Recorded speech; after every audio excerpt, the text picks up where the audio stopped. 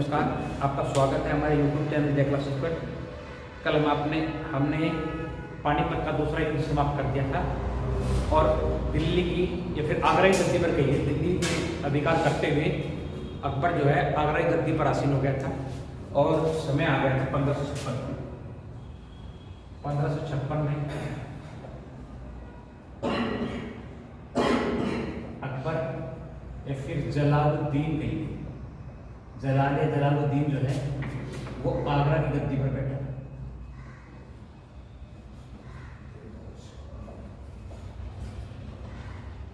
1556 से 1560 का time period, 1556 से 1560। आपने देखा कि पानीपत के दूसरे युद्ध का संचालन जो है वो बैरम खान ने किया। बैरम खान अकबर का संरक्षक था और अकबर उसके सानिध्य में युद्ध कलाएं सीख रहा था। तो 1556 से 1560 का जो टाइम पीरियड है ये बैरम खां का ही समय कहा जाता है। इस समय में बैरम खां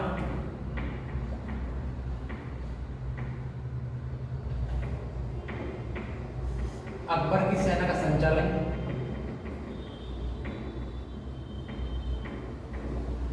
एवं नियंत्रण पड़ा और 1560 तक आते आते बैरम खां के मन में महत्वाकांक्षा ने जन्म ले लिया कि क्यों ना इस गद्दी का आगरा गद्दी का अधिकारी को बने।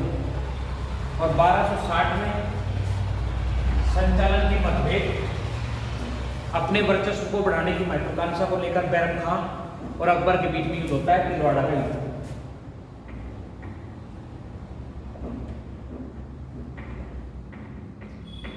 तिलवाड़ा का युद्ध होगा, अकबर बनाम बैरम खां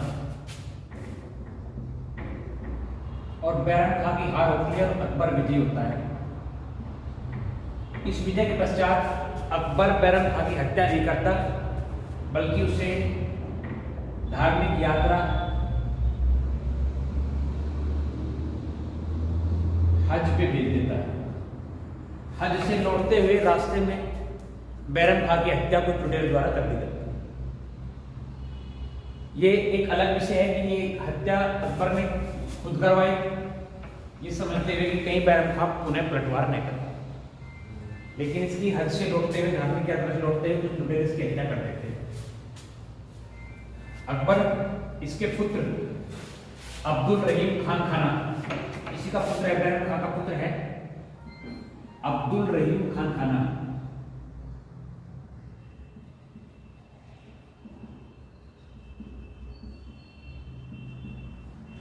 ये अकबर का दरबारी था और अकबर के 9 रत्नों में से एक था। ठीक है, तो अकबर के मन में बैरम खां के प्रति कोई विशेष मलाल नहीं रहता और अपनी गद्दी हत्या के अकबर बैरम खां को सेनापति के पद से हटा के स्वयं सेना का संचालन संभाल लेता है। 1560 से 1562 का पीरियड, अकबर के समय का ये पीरियड अकबर की मां, दाई मां कहिए, महामंगा के प्रभाव में रहता है। इतिहासकार कहते हैं कि इस टाइम पीरियड में महामंगा सेना का संचालन तो नहीं करती परंतु पूरे राज्य व्यवस्था को उसके इर्द गिर्द घूमती है। राजकाज में होने वाले सारे के सारे संचालन जो है महामंगा के इर्द गिर्द घूमेंगे। इस कारण से इस टाइम पीरियड को प्रदा शासन या पेटीकोट शासन कहा जाता है।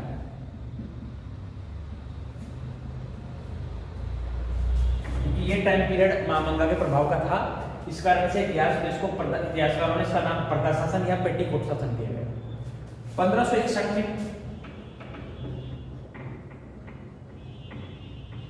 अकबर पहला स्वतंत्र युद्ध लड़ता है। उसको पहला स्वतंत्र युद्ध क्यों कहा गया? क्योंकि इससे पहले के सारे युद्ध अकबर के छोड़ देगा तिलवाड़ा के युद्ध को, तो सारे के सारे युद्ध बैरम खां के प्रभाव में थे और 1560 का युद्ध जो उसने लड़ा वो बैरम खां के साथ लड़ा। तो ये वो युद्ध है जिसमें अकबर मालवा पे आक्रमण करता है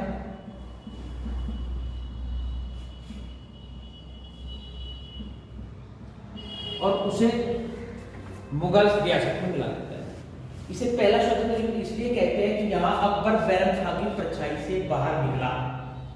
1561 में जिस व्यक्ति के विरुद्ध युद्ध लड़ा ये बाज बहादुर है, मालवा का शासक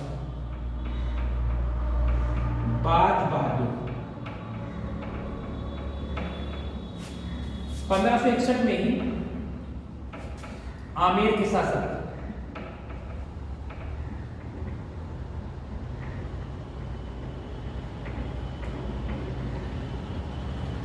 अकबर की आधीनता स्वीकार करते हैं।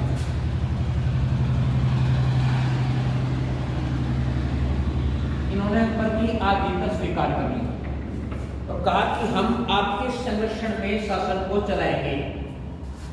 शासक का नाम है भारमल।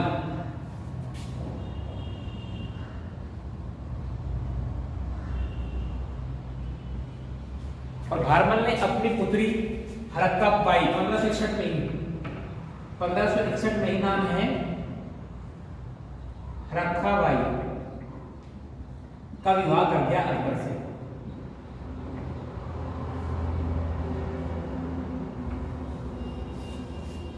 ठीक है, यहां तक कोई डाउट किसी को नहीं? ध्यान रखना इसका जोधाबाई से कोई लेना देना नहीं। जो आपने पिक्चर देखी है जोधाबाई, वो ये महिला नहीं है, ये कहीं इसके पुत्र की पत्नी है, यानी कि अकबर की पुत्र वधू है रियल में जोधाबाई। तो फिल्म का इतिहास वही गलत हो गया, जहां फिल्म जो है अकबर की पत्नी को जोधाबाई कहती है, असल में वो अकबर की पत्नी भारमल की पुत्री हरक्का बाई है। जो जोधाबाई है वो अकबर के पुत्र की पत्नी है। तो इसलिए फिल्म का सारा मामला यहाँ का एक खराब हो गया। ठीक है, इसका दूसरा नाम ये है मरियम उज जमानी।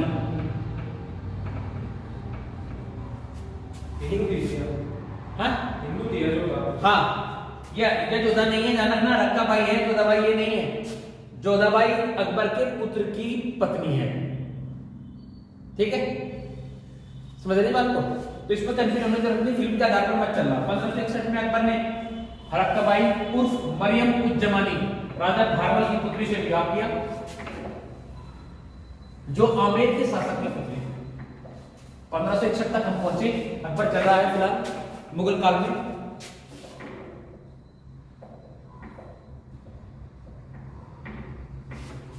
(1562) में अकबर ने दास प्रथा का अंत किया। यहां से अकबर की उदारवादी नीतियां शुरू हो गई। जो अकबर का उदार स्वरूप है वो यहां से शुरू होगा। अकबर ने 1562 में दास प्रथा का अंत कर दिया। 1563 में अकबर ने सती प्रथा पर रोक लगाई।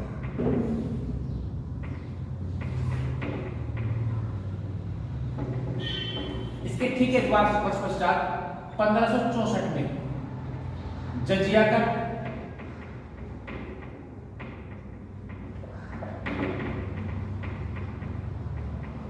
का एवं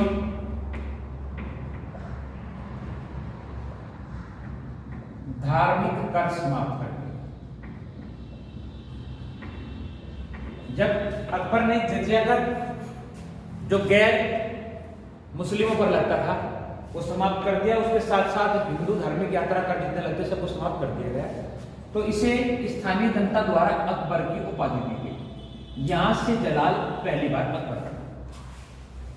ठीक, इसके बाद 1569 में अकबर के धार्मिक गुरु थे शेख सलीम चिश्ती। इनकी आगरा के निकट सिकंदरा में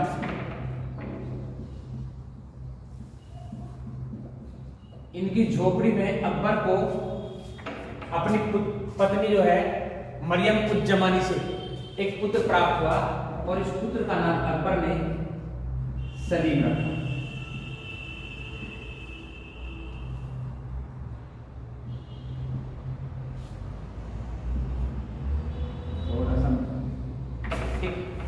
अकबर को जो पुत्र प्राप्त हुआ, अकबर ने इस पुत्र का नाम सलीम रखा 1569 ईस्वी में। 1572 में अकबर ने अपने जीवन का बहुत महत्वपूर्ण अभियान शुरू किया।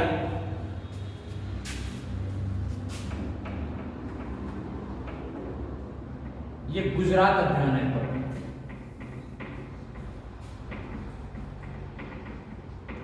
अकबर ने 1572 में गुजरात को विजय किया और जीवन में पहली बार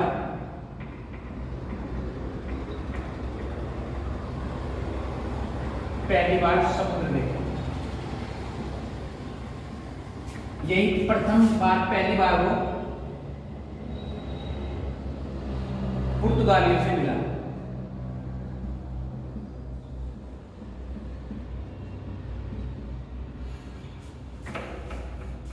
गुजरात जो अब तक मुगलों की पहुंच से बाहर था, अब तक कोई भी मुगल शासक इससे पूर्ववर्ती गुजरात पर विजय नहीं पा सका था, उस गुजरात को 1572 के अभियान में अकबर ने मुगल सल्तनत में मिला लिया।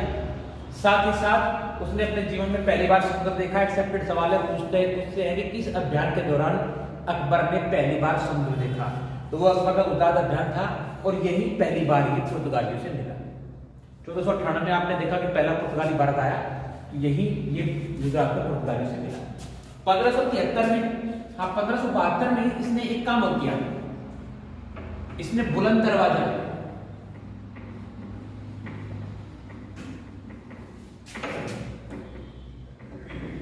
का निर्माण कराया। कहां, किस जगह? सीकरी में। ये याद रखना, एक्सेप्टेड सवाल बनेगा कि बुलंद दरवाजा है कहां, तो ये फतेहपुर सीकरी में है। 1572 सामने और 1573, ये 1572-73 में बना एग्जैक्टली 1572-73 में। 1573 में ही अकबर ने अपनी राजधानी, इंपोर्टेंट बात है, राजधानी पहले कहां थी बच्चों? आगरा में। अब ये आगरा से ले गया सीकरी। अकबर ने 1572-73 में अपनी राजधानी जो है आगरा से सीकरी ले गया। 1576 में 1575 में अकबर ने एक प्रथा चलाई, मनसबदारी प्रथा।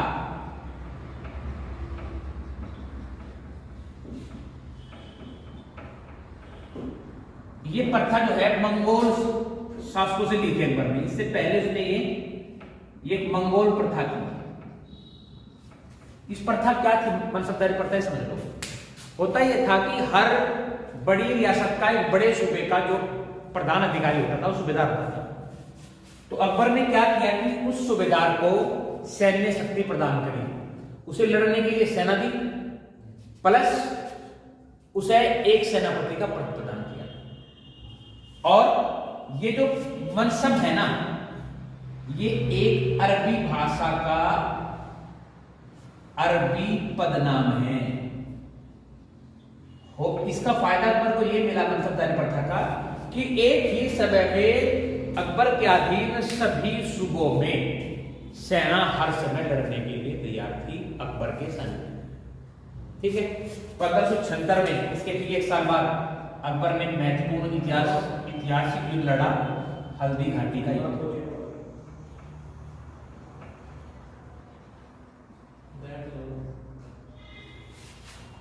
अकबर ने 1570 में लड़ा हल्दी घाटी युद्ध। अकबर की सेना का संचालन कर रहा था मान सिंह और सामने लड़ रहे थे महाराणा प्रताप।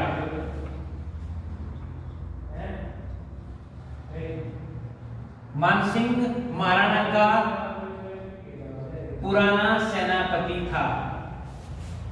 याद रखने योग्य बात है, मानसिंह जो था महाराणा का पुराना सेनापति था। ठीक है।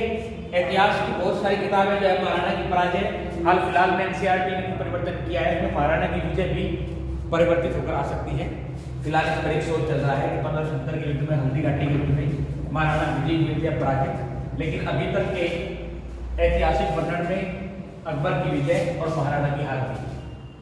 1576 के पश्चात 1577 में अकबर 1577 में अकबर मिलता है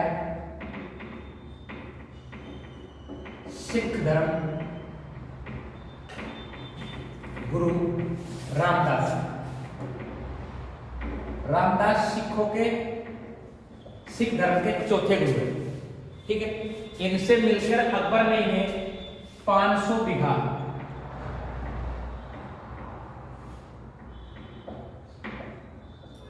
500 बीघा जमीन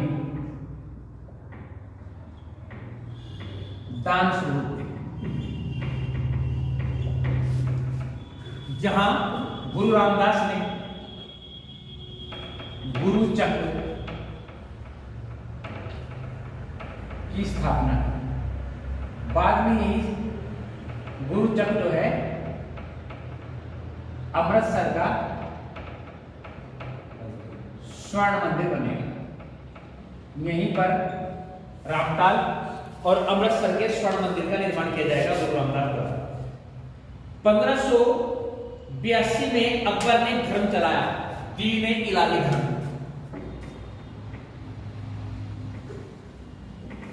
अकबर ने चलाया दीन ए इलाही धर्म। धर्म की शर्त यह थी कि जो व्यक्ति इस धर्म को स्वीकार करना चाहता है वो अकबर की सम्मुख सिजदा एवं पाबोश करेगा और अल्लाह अकबर का नारा लगाएगा। सीधा और पाबोश मैं आपको पहले बता चुका हूं, ये वो प्रथा है कि जिसमें एक व्यक्ति दरबार में सुल्तान के अथवा बादशाह का सम्मुख घुटनों पर झुकेगा और उसके सामने सर झुकाएगा घुटनों पर जाकर। और पाबोश ये है कि वो लेटकर जमीन पर उसके पैर चूमेगा। और अकबर ने इसमें एक नई चीज जोड़ दी, उसमें बोल दिया कि अल्लाह अकबर का नारा लगाओ, और जैसे ही आप ये सब करके अल्लाह अकबर का नारा लगाएंगे तुरंत ही आप दीन इलाही धर्म के प्रणेता हो जाएंगे। इस धर्म को स्वीकार करने वाला एकमात्र हिंदू, मुसलमानों ने तो बहुत किया, लेकिन एकमात्र हिंदू और प्रथम हिंदू भी, एकमात्र एवं प्रथम, बिल्कुल ठीक, वो हुआ बीरबल। और बीरबल का वास्तविक नाम महेश दास था, परीक्षा में आपसे पूछ सकता है। ये अकबर का प्रधान वजीर प्लस मुख्य सलाहकार व्यक्ति है, ठीक है। इसी के आधार पर 1583 में अकबर ने दीन ए इलाही धर्म चलाया।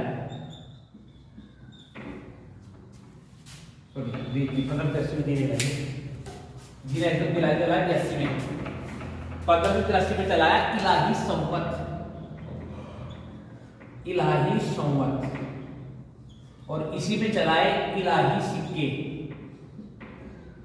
और इसी में अकबर ने प्रयाग का नाम बदलकर कर दिया इलाहाबाद। बाद में शाहजहां ने इसी इलाहाबाद को बदल के कर दिया अल्लाहाबाद। और उत्तर प्रदेश की वर्तमान सरकार ने इस अल्लाहाबाद और इलाहाबाद को वापस प्रयागराज कर दिया, यानी जो इसका पौराणिक नाम था उन्हें उत्तर प्रदेश की वर्तमान सरकार ने इसको फिर वही नाम वापस लौटा दिया। और अब वर्तमान में इसका नाम क्या है जो अकबर ने चलाया इलाही कच्छ।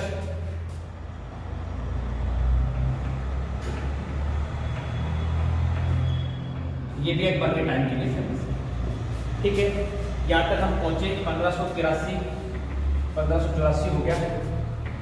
अकबर का पुत्र सलीम पहला मुगल काली सल्तनत का ऐसा पुत्र है जो अपने पिता के विरुद्ध विद्रोह करेगा। और 1598 में सलीम जो है ये विद्रोह करता है। सलीम प्लस अपने साथ मिला लेता है किसको, पुर्तगालियों को अपने साथ समर्थन में ले लेता है और अकबर के विरुद्ध विद्रोह करता है। इस विद्रोह का जो नाश करता है वो अकबर का सेनापति है कौन, जो व्यक्ति राणा को पराजित करता है, मानसिंह। अब मानसिंह अकबर का प्रधान सेनापति बन चुका था। अकबर के द्वारा लड़े गए अधिकतम युद्धों का संचालन मानसिंह ने किया। यहाँ ये इसके विद्रोह को दबाता है सलीम को, और सलीम को गिरफ्तार करके अकबर के समक्ष ले जाता है। अकबर सलीम से बेहद दुखी रहता है और घोषणा कर देता है कि मेरे बाद मेरा उत्तराधिकारी सलीम नहीं होगा। अकबर सलीम के बड़े पुत्र, अकबर ये कहता है कि मेरे बाद सलीम मेरा उत्तराधिकारी नहीं होगा, सलीम का बड़ा पुत्र खुसरो जो है इसका उत्तराधिकारी बनेगा।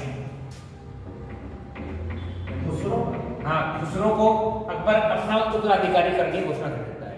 कारण यह है कि इस युद्ध में भी अकबर सलीम को माफ कर देता है, लेकिन 1602 में सलीम हत्या करता है, हत्या करवाता है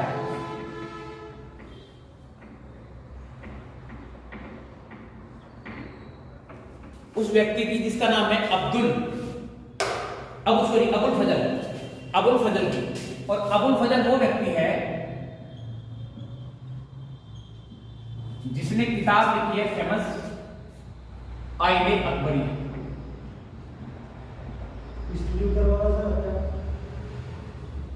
किसी बात से परेशान हो गए, किसी बात से चिढ़ गए सलीम जो इसकी हत्या करवा देता है। इस हत्या के पश्चात अकबर ये घोषणा करता है कि भाई मैं अपना उत्तराधिकारी किसी भी हाल में सलीम को नहीं घोषित करूंगा, मैं उसके पुत्र खुसरो को अपना उत्तराधिकारी बनाऊंगा।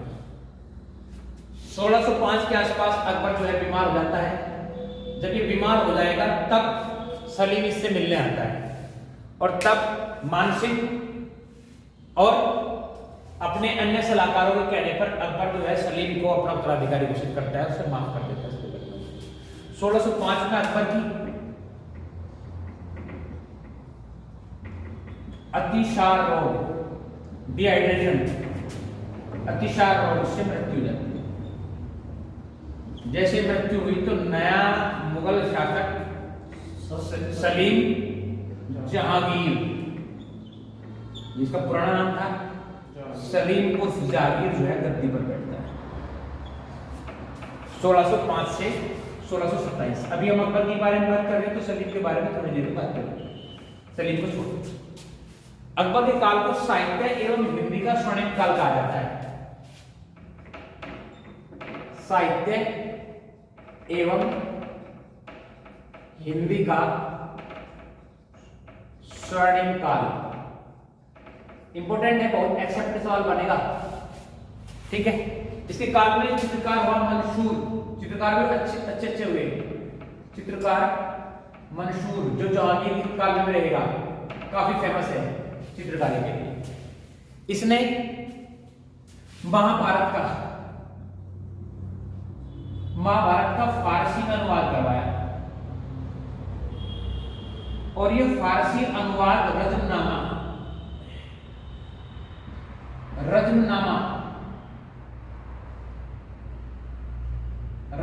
से जाना जाता है। इसको रजमनामा कहा जाता है इस फारसी अनुवाद। ये भी अकबर ने करवाया। अकबर के टाइम में ही प्रथम अंग्रेज अकबर के दरबार में आया। जो रजमनामा लिखी गई वो लिखी गई अब्दुल कादिर बदायूनी। इसका लेखक है अब्दुल कादिर बदायूनी। अकबर के दरबार में आने वाला प्रथम अंग्रेज रॉल्फ फिंच है। ध्यान रखना, इससे बाद में आपको कहा जाएगा कि भारत आने वाला प्रथम अंग्रेज, और वो कैप्टन हॉकिंस का नाम आएगा। तो जो रॉल्फ फिंच भारत आया था, ये समुद्री मार्ग से नहीं आया था, ये स्थल मार्ग से आया था। यस सर, एब्सोल्युटली राइट, ठीक है। ये स्थल मार्ग से पहुंचता है अकबर के दरबार में, लेकिन अकबर के दरबार में या मुगल काल में सबसे पहला व्यक्ति है जो आएगा, ये 1603 के आसपास आएगा।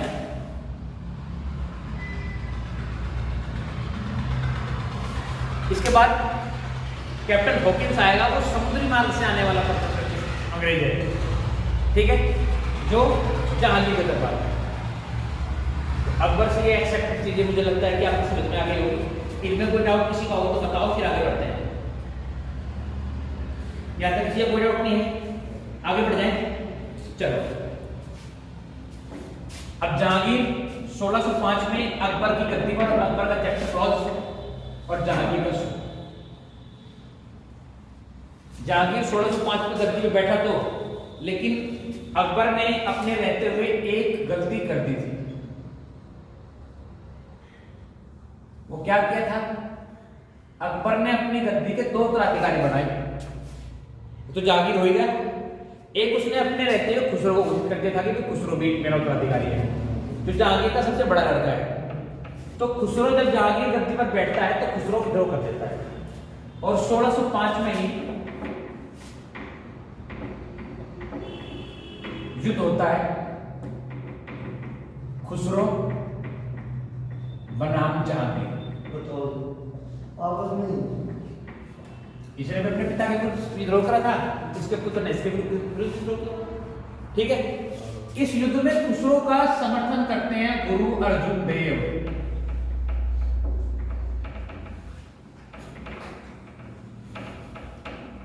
जब विद्रोह करके खुसरो गुरु अर्जुन देव, सिखों के 5वें गुरु है, सिख धर्म के 5वें गुरु गुरु अर्जुन देव के पास पहुंचा, तो गुरु अर्जुन देव ने खुसरो को संरक्षण प्रदान किया, प्लस में जैसी आवश्यकता और मदद उसे उस समय थी वो उसकी करी विद्रोह के पश्चात। इस बात से परेशान हो गए जहांगीर, और जहांगीर को यह लगा कि कहीं गुरु अर्जुन देव ही मेरे पुत्र को मेरे विरुद्ध भड़का रहे हैं। तो जहांगीर ने अपने पुत्र को तो अंधा कर दिया और गुरु अर्जुन देव की हत्या कर दी। यहां से मुगलों और सिख धर्म का जो है विद्रोह शुरू हो गया। उसमें जहांगीर ने जो है हत्या करवाई गुरु अर्जुन देव की, और अपने पुत्र खुसरो को कर दिया अंधा। हाँ जी, ना रहेगा बांस न देवी पास। जब ये अंधा हो जाएगा तो इसका विद्रोह कैसा? कोई विद्रोह नहीं कर पाएगा हमारे। इतिहास में जहांगीर का मुख्य प्रशिक्षक पूछा जाता है, ये व्यक्ति अब्दुल रहीम खान खाना है, इसका मुख्य प्रशिक्षक। इसका नाम सुना होगा आपने पहले, अब्दुल रहीम खान एक खाना। ठीक है, आप सही कह रहे हैं, खान खाना कह रहे हैं, खाने खाना। ये बैरम खान का पुत्र है और अकबर के 9 रत्नों में से एक है।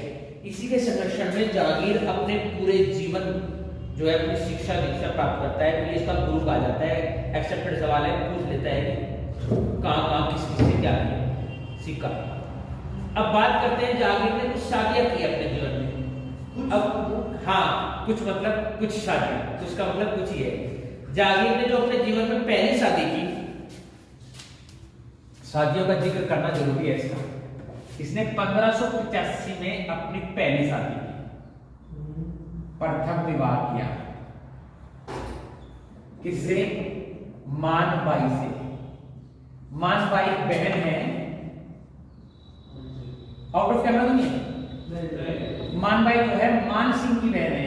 मान सिंह वही जो अकबर का पटान सेनापति था। और ये पुत्री है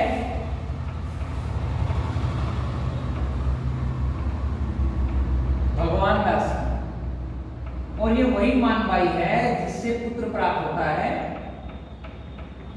खुसरो। ठीक है, इसके ठीक 2 साल बाद 3 साल बाद उदय सिंह जो आमेर के राजा थे, उनकी पुत्री से विवाह किया। पुत्री का नाम है जगत गोसाई, और यही वही जगत गोसाई है जिसे आप इतिहास में पढ़ते हैं जोधाबाई। ये वही है, ये है जोधाबाई, इसके हम जिक्र करें। हाँ, ये उदय सिंह की पुत्री है और जो आमेर के शासक है। और एक मजेदार बात ये कि इसी से पुत्र प्राप्त होता है जिसका नाम है खुर्रम। वेरी गुड, यही शाहजहां है, वो ठीक बता रहा लड़का। ये खुर्रम तो है लेकिन यही शाहजहां है। ये भी इंपॉर्टेंट है कि ये महिला जो है गद्दी का उत्तराधिकारी दे रही, जोधाबाई उर्फ जगत गोसाई मारवाड़ के शासक है। इसके पश्चात अपना तीसरा विवाह, मतलब तीसरा क्या विवाह, तो इसका शायद आई थिंक संक्रमण या 14वां विवाह है। एक विवाह प्रसिद्ध विवाह करता है 1611 में, ठीक है। 1611 में एक घटना होती है कि इसकी माता की देखभाल के लिए एक महिला आती है, मेहरुनिसा। ये एक महिला है मेहरुनिसा, मेहरुनिसा। ये पत्नी है अली कुली बेग, अली कुली बेग। ये बेटी है गयास बेग की। इसका पिता और इसकी मां है अशमत बेग। इस व्यक्ति को, इसके पति को शेर अफगान कहा जाता है, शेर ए अफगान। होता यह है कि मेहरुनिसा इसकी मां जगत गोसाई की, जगत गोसाई जहांगीर की मां, जहांगीर की मां की सेवा में एक दासी के तौर पर कार्य करने आती है। और मुहर्रम के त्योहार पे मेहरुनिसा को देखता है जहांगीर। इसकी सुंदरता को देखकर ये इस पर मोहित हो जाकर इससे विवाह करूंगा। इसका पति होता है अली कुली बेग। इसे शेर अफगान की संज्ञा दी जाती है, एक बहादुर लड़ाका था। ये जहांगीर इसकी हत्या करवाता है पहले, अली कुली बेग की हत्या। फिर 1611 में विवाह करता है मेहरुनिसा से। इसके पिता गयास बेग को एक विशेष पद प्रदान करता है, या एक विशेष उपाधि आप कह सकते हैं। ये उपाधि कह जाती है एतमाद उद्दौला की उपाधि। इसे कहा जाता है बाद में गयास बेग को एतमाद उद्दौला, एतमाद उद्दौला। ये उपाधि मिलती है इसको, एतमाद उद्दौला की उपाधि मानो या पद मानो। और इसकी मां होती है अशमत बेग। ये वो महिला है जो इतिहास में पहली महिला बनेगी, अब इतिहास की वो महिला बनेगी जिसने खोज करी थी गुलाब की पकड़ियों से इत्र की। तो देने वाली है। हाँ बिल्कुल, इत्र की खोज करने वाली महिला है मेहरुनिसा की मां अशमत बेग। 1611 में मेहरुनिसा से विवाह कर लेता है, जिसे बाद में यही नूरजहां की उपाधि देता है। यही महिला बाद में नूरजहां के नाम से प्रसिद्ध हुई है। नूरजहां यही महिला है, ठीक है। अली कुली बेग को सेना के और संचालन की अली कुली बेग गयास बेग को, गयास बेग उर्फ एतमाद उद्दौला को बहुत सारे संचालन के अधिकार भी प्रदान कर देता है जहांगीर। जहांगीर के दरबार में ही 1608 में आता है दूसरा अंग्रेज। कौन? कैप्टन हॉकिंस, समुद्र के रास्ते। हाँ, और 1611 में जहांगीर से स्वीकृति प्राप्त कर लेता है पहली अस्थायी कोठी, पहली अस्थायी कोठी। कहां बनती है सर? मसूलीपट्टम।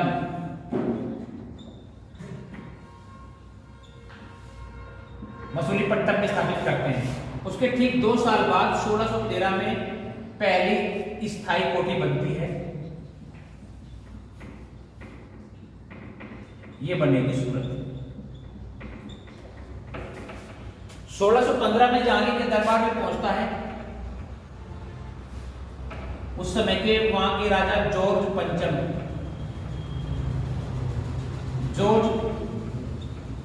पंचम का उत्तराधिकारी ना बनके दरबारी बनके सर टॉमस रॉ, जो जहांगीर से बहुत सारे व्यापारिक अधिकार प्राप्त कर लेता है। इस प्रकार से ये वो समय आ गया जब अंग्रेजों का भारत में स्थायित्व हो गया, ठीक है। शासक ऐसा हो गया जो बहुत सारे इधर उधर के कामों में उलझ गया। शादियां करने में बादशाह जो है बिजी है और बच्चे पैदा करने बिजी है, और इधर अंग्रेजों ने धीरे धीरे अपने पैर जमाने प्रारंभ कर दिए।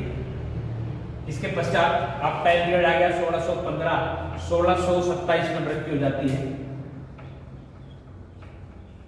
मृत्यु किसकी होगी? जहांगीर की। और अगला उत्तराधिकारी गद्दी पर बैठा शाहजहां।